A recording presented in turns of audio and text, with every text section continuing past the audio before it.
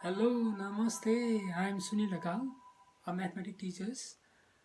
Today I am trying to make some mathematics related visual materials. Okay, if you like it, please do subscribe to my channel. Okay, I'm going to move on to our class. Okay, good morning, everyone. Dear my student, we are discussing about a set, and related to set, we have another topics relation between sets.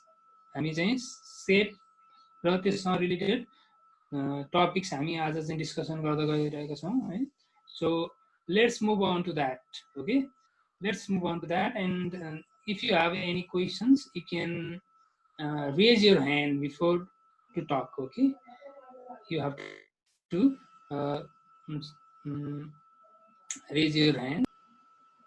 And then let's move on the topics. Okay, we have here that topics is relation between sets, and we know different relation between sets. हामीसँग different types को relation छ सेटहरु बीचमा. According to the type and number of elements contained by two or more sets, there are various type of relation between these sets. हैन, हामीले probably 6th क्लासमा पनि यो सेटको रिलेसनहरु पढिरहेका थियौं हैन. त्यो के हुन सक्छ त? इक्वल सेट हुन सक्छ हो. अर्को के हुन सक्छ? इक्विभ्यालेन्ट सेट हुन सक्छ. Okay, and then what another one?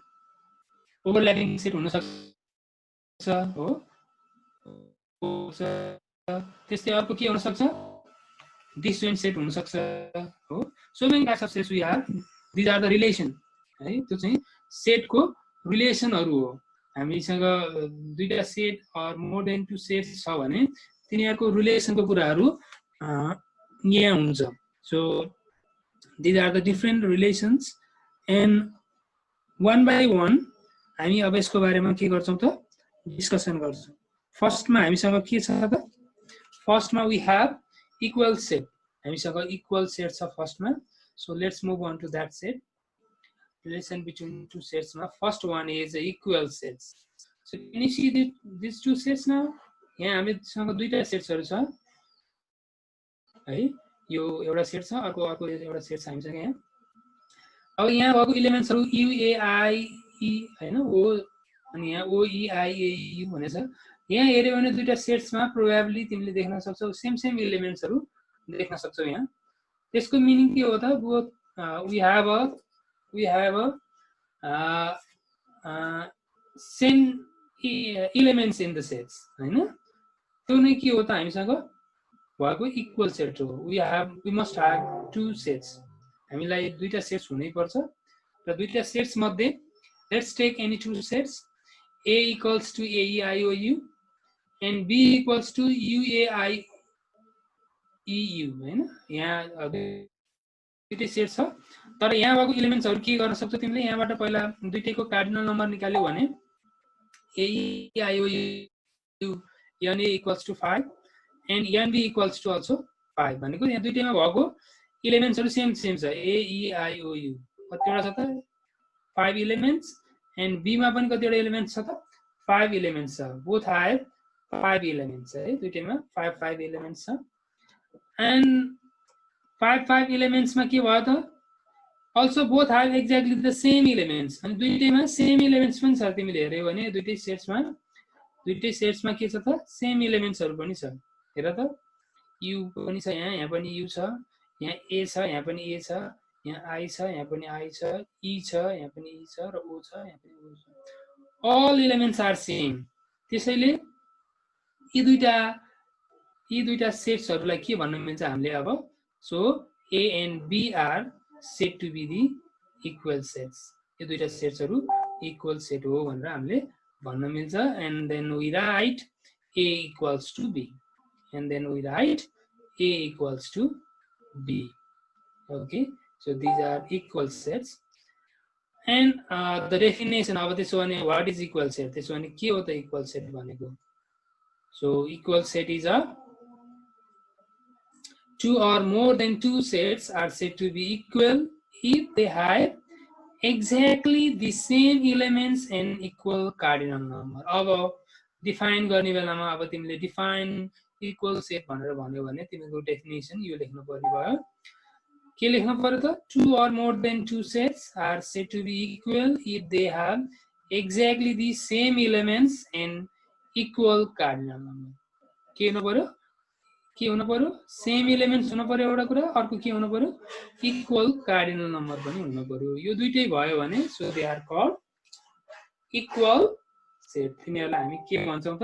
Equal sets भन्न सक्छौँ। यहाँ दुईटै सेट्सहरुमा ए र बी मा ए नम्बर अफ एलिमेन्ट्स पनि सेम छ र नम्बर अफ अनि एलिमेन्ट्सहरु पनि सेम छन् हैन। कार्डिनल नम्बर पनि दुईटैको के छ? सेम छ। So they are equal set. Okay, so that one is your first relation between two sets.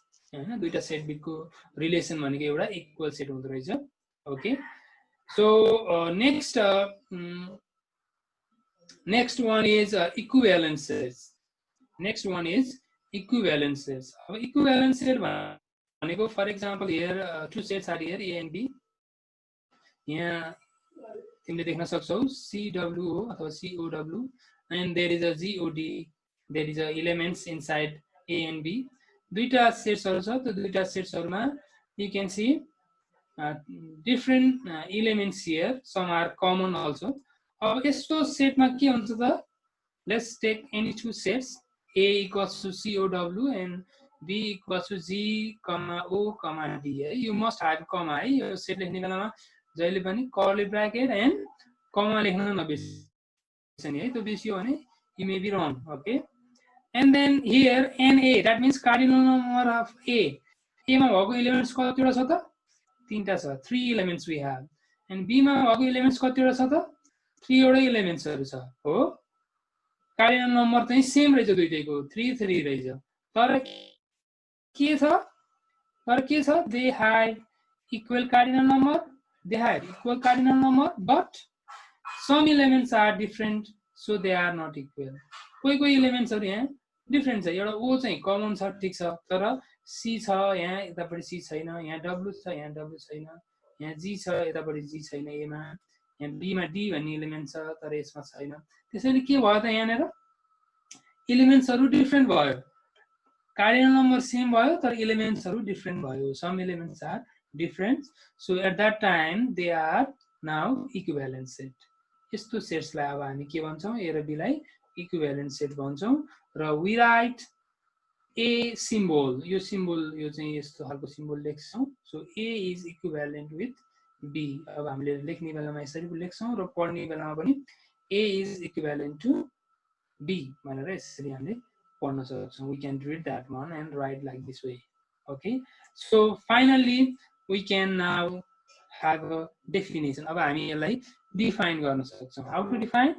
Let's define the equivalent set. अब हामी यहाँ equal लेखिएछ हैन। So let's define equivalent set.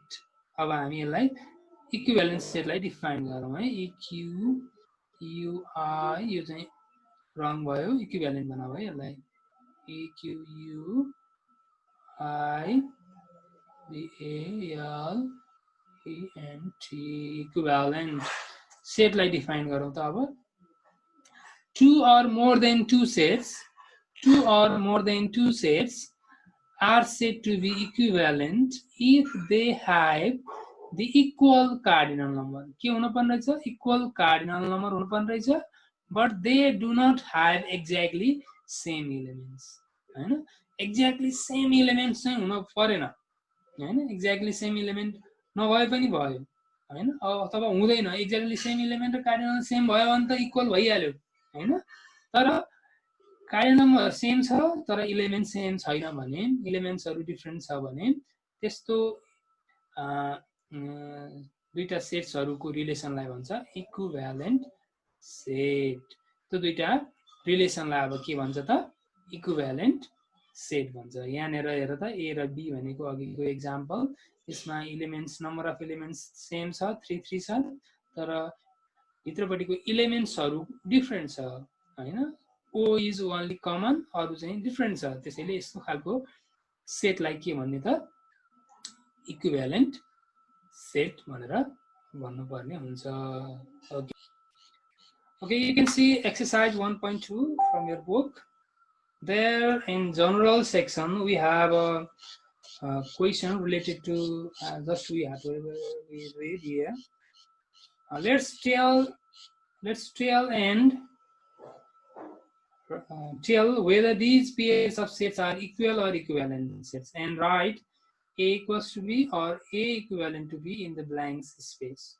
अब तिमीहरूले भन्न सक्छौ यहाँ एउटा दुईटा सेट दिएर छ 1 नम्बरमा A equals to 1 2 4 8 and B equals to 1 4 9 16. So here तिमीले हेर्यौ भने यहाँ अब यो इक्वल हो कि इक्विभ्यालेन्ट भनेर हेर्नको लागि हामीसँग अघिको डेफिनेसन हेर्न पर्यो. फर्स्टमा कार्डिनल नम्बर हेर्न पर्यो, दुईटैको सेम छ कि छैन. कार्डिनल नम्बर दुईटैको कति छ त, यहाँ A को कार्डिनल नम्बर 1 2 3 4 4 छ, B को कार्डिनल नम्बर 1 2 3 4 दुईटैको कार्डिनल नम्बर सेम छ, ठीक छ. अनि अब इलिमेन्ट सेम छ कि छैन हेर्न पर्यो. यहाँ 1 छ, यहाँ 1 छ, यहाँ 2 छ, यहाँ छैन, यहाँ 4 यहाँ 4 छ, भनेपछि एउटा मात्रै इलिमेन्ट डिफरेन्ट हुने बित्तिकै so this is not equal हैन. यो चाहिँ एउटा मात्रै इलिमेन्ट डिफरेन्ट हुने बित्तिकै this is not equal. So this is now equivalent. यो A इक्विभ्यालेन्ट B हुने भयो हो. यो चाहिँ के हुने भयो, A इक्विभ्यालेन्ट B हुने भयो. Is that clear? यो दुईटा सेट्सहरु A इक्विभ्यालेन्ट B हुने भयो. सिमिलरली अर्को it's next question for you. Let's try yourself. यो क्वेशन तिमीले आफैले ट्राई गर. यो के हो, इक्विभ्यालेन्ट हो कि इक्वल हो? I'll see later. Okay, I'll come back later. This one is another one. तिमीले गर्न सक्छौ यो B को. Try yourself. Okay, everyone from your book. Let's try whether it is equal or equivalent. And then I have to move on to another one, overlapping sets. अब म अर्कोतिर जान्छु overlapping सेट्समा. What type of sets are overlapping sets? है, अब कस्तो खालको सेट्सहरु overlapping हो. Let's take any two sets. दुईटा सेट्सहरु लियौं. A equals to 1 2 3 4 and B equals to 3 4 5 6. ठीक छ, 3 4 5 6 we have. And here in both set, in the two sets 3 and 4 are common to both the sets. यो 3 र 4 common भएको भएर यसलाई हामी यो डायग्राममा पनि हेर्न सक्छौं. दुईटैको कमन एलिमेन्ट्स भएको भएर दुईटैको कमन सेक्सनमा यो 3 र 4 चाहिँ लाइज गर्छ. So these two elements are common both. दुईटै सेटमा A मा पनि 3 4 छ, B मा पनि 3 4 छ भने अब हामीले यस्तो कन्डिसनमा these two sets are called overlapping sets. यी दुईटा सेट्सहरुलाई अब हामी के भन्छौं त, we are called overlapping sets. There are 3 and 4 common, and we write a figure like this way. This is a diagram, Venn diagram we have. And then finally we can define overlapping sets. Two or more than two sets are said to be overlapping if they contain at least one element. कम्तिमा नि के हुन पर्छ, एउटा element छ. अघिकोमा दुईटा थियो भने एउटा पनि हुन सक्यो, तीनटा पनि हुन सक्यो, चारवटा पनि हुन सक्यो हैन. But at least one element common. एउटा एलिमेन्ट चाहिँ कमन हुनै पर्यो. So the common elements of overlapping sets are shown in this shaded region. यसलाई चाहिँ हामी ग्राफमा फिगरमा देखाउँदाखेरि यो रिजनलाई, कमन रिजनलाई shaded गरेर अलिकति डार्क बनाएर हामीले देखाउनु पर्ने हुन्छ है. तिमीले ओभरल्यापिङ सेटको चाहिँ ड्रा गर भनेर भन्दाखेरि हैन, भेन डायग्राममा सो गर भन्दाखेरि यसलाई shaded गरेर देखाउनु पर्ने हुन्छ है, अलिकति डार्क बनाएर. यहाँ अरु भन्दा यो बीचको 3 4 चाहिँ डार्क छ. So we can show like this way. Okay, and then let's move on to another one, disjoint sets. Let's take any two sets. अब यहाँ पनि दुईटा सेट्सहरु लियौं जसमा A मा 1 2 3 4 छ, B मा 6 5 6 set. sorry, here is wrong. You have to change that one, right? 4 5 6 7 8 हुनु पर्नेमा. So you can see that here in B set B there is a 5 6 7. This must be 7, right? 7 8. Okay, these two sets we have here, And in these two sets, there is no any common elements in the both set. दुईटैमा कुनै पनि elements common देख्दैन हामीले देखेछौँ त कुनै पनि एलिमेन्ट्सहरु यहाँनेर common छैन भने so these two sets are called now what disjoint sets. No elements common यहाँ 1 छ 2 छ 3 4 छ यतापटि 6 7 हैन 5 6 7 8 छ र एलिमेन्ट्स चाहिँ कमन छैन भने so they are called disjoint sets. So you can able to now define sets. त्यसो भने अब हामीले यसलाई डिफाइन गर्न सक्छौं सेटलाई. How to define now? Let's define it. Two or more than two sets. Okay. Then two sets are said to be disjoint if they do not have any element common. If they do not have any element common, कुनै पनि elements common छैन भने, so they are called disjoint set. The elements of disjoint sets are shown in non-intersecting diagram. यसलाई अब हामीले intersect गरेर show गर्न मिलेन. हामीले दुईटैलाई diagramलाई छुट्टा-छुट्टै लेख्न पर्यो. So we have a non-intersecting diagram here. Okay. So in this way we can find the diagram here. And then similar, we have a general section. There is in your exercise, there is a question. Let, tell and write whether these pairs of sets are overlapping or disjoint. अब यहाँ भएको A र B भन्ने set छ. यो A र B, A भनेको 1 3 5 15 छ, B भनेको 5 10 15 20 छ. अब यो र A र B के होला त? यो दुईटा कस्तो सेट्स होला त? ओभरल्यापिङ हो कि डिस्जोइन्ट हो? त्यसको लागि कमन छ कि छैन भनेर हेर्न पर्यो. यहाँ 1 छ, यो अर्को B मा छैन. यहाँ 3 छ, यहाँ छैन. यहाँ 5 छ, यहाँ 5 छ. अनि एटलिस्ट वन एलिमेन्ट कमन हुने बित्तिकै अब हामी के भन्नु पर्यो त्यसलाई ओभरल्यापिङ सेट भन्नु पर्यो. अर्को 15 पनि छ नो डाउट है, तर एटलिस्ट वन कम्तिमा एउटा हुने बित्तिकै so they are called now overlapping sets. अब यी दुईटा सेट्सलाई ओभरल्यापिङ सेट्स भन्नु मिल्यो. Okay. So similarly you can do B another one. तिमीले यो चाहिँ B चाहिँ तिम्रो वर्क भयो. Okay, you can solve for it. यो B चाहिँ तिमीहरुको work, class work. Right now you have to solve from your book. P भनि छ 1 3 5 7 9, Q चाहिँ 4 8 12 छ. P र Q के हो? डिस्जोइन्ट हो कि ओभरल्यापिङ हो? Let's try yourself. Okay, this one is your class work. Now there is a homework for you also, so you can see that one. Exercise 1.2, you have a homework. These two, define following type of sets with examples: equal and equivalent sets, overlapping and disjoint sets. Okay, so that's all about your exercise. Thank you very much. Have a good day. Okay.